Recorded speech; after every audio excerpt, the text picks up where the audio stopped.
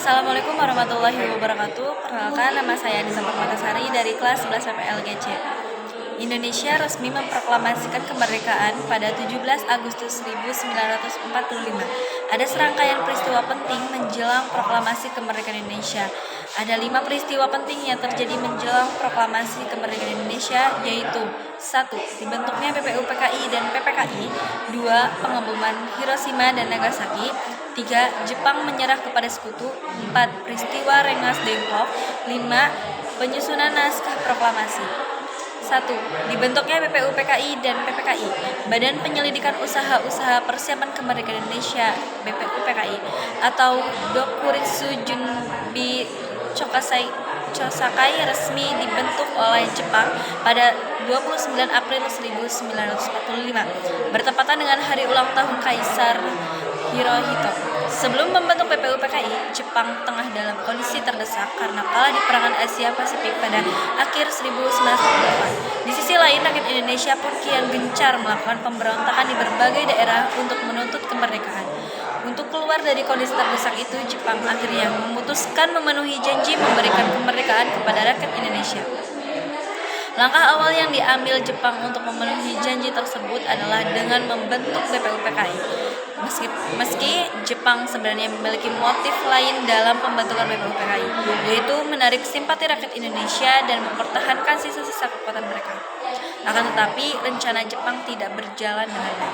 BPUPKI justru serius dan berhasil mempersiapkan kemerdekaan Indonesia. Setelah menyelesaikan tugasnya dengan baik, BPUPKI dibubarkan pada 7 Agustus 1945. Kemudian Jepang membentuk Panitia Persiapan Kemerdekaan Indonesia (PPKI). PPKI bertugas meneruskan persiapan kemerdekaan Indonesia dan memulai sidang pada 18 Agustus 1945, sehari setelah proklamasi. 2. Pengeboman Hiroshima dan Nagasaki. Peristiwa penting kedua yang terjadi sebelum proklamasi kemerdekaan Indonesia adalah jatuhnya 2 kota penting Jepang, Hiroshima dan Nagasaki. Hiroshima dibom pada 6 Agustus 1945. 3 hari kemudian, pada 9 Agustus 1945, sekutu menjatuhkan bom di Nagasaki. 2 kota penting itu hancur oleh serangan sekutu sehingga membuat Jepang semakin tak berdaya. Kekalahan Jepang dari sekutu pun sudah berada di depan mata. Kondisi itu tentu saja menguntungkan bagi Indonesia yang merupakan jajahan Jepang, sebab kekalahan Jepang memberi peluang bagi Indonesia untuk segera merdeka. 3. Jepang menyerah tanpa syarat setelah Hiroshima dan Nagasaki dibom. Jepang pun menyerah tanpa syarat kepada sekutu. Jepang resmi memutuskan menyerah tanpa syarat kepada sekutu pada 14 Agustus 1945. Pernyataan resmi Jepang menyerah kepada sekutu disampaikan langsung oleh Kaisar Hirohito melalui siaran radio nasional pada 15 Agustus 1945. Dengan menyerahnya Jepang, Perang Dunia II pun resmi berakhir. Sementara itu, status Indonesia yang merupakan negara jajahan Jepang menjadi vacuum of power atau terjadinya kekosongan kekuasaan.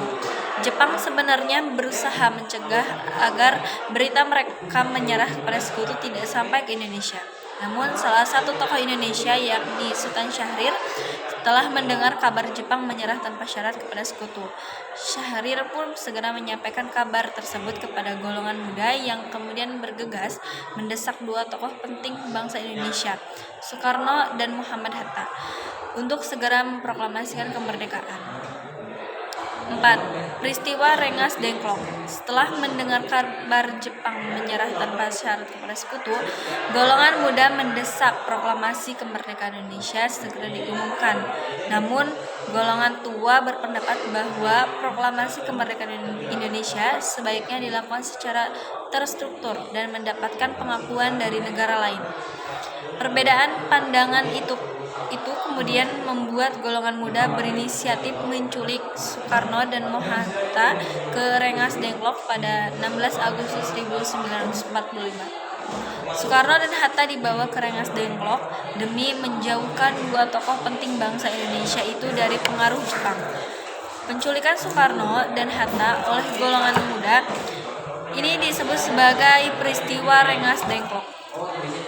Setelah 1 hari berada di Rengas Dengklok, Soekarno dan Hatta akhirnya setuju untuk memproklamasikan kemerdekaan Indonesia selambat-lambatnya pada 17 Agustus 1945.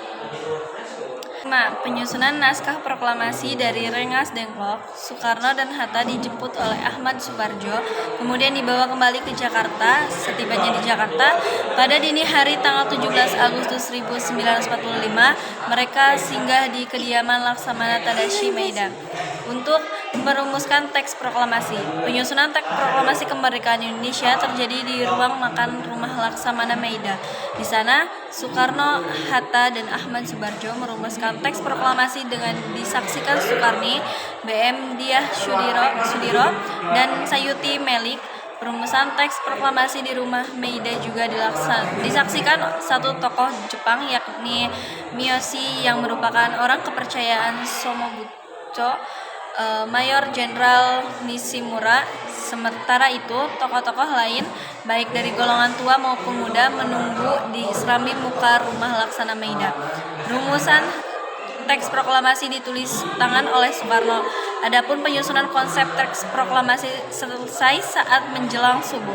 Setelah itu, Sayuti Melik menyalin teks dan mengetik naskah proklamasi di mesin ketik milik Mayor Der Hermann Kandeler yang diambil dari kantor perwakilan Angkatan Laut Jerman. Teks proklamasi kemerdekaan Indonesia kemudian dibacakan di kediaman Soekarno di Jalan Pegangsaan Timur nomor 56 pada 17 Agustus 1945 pukul 10 pagi.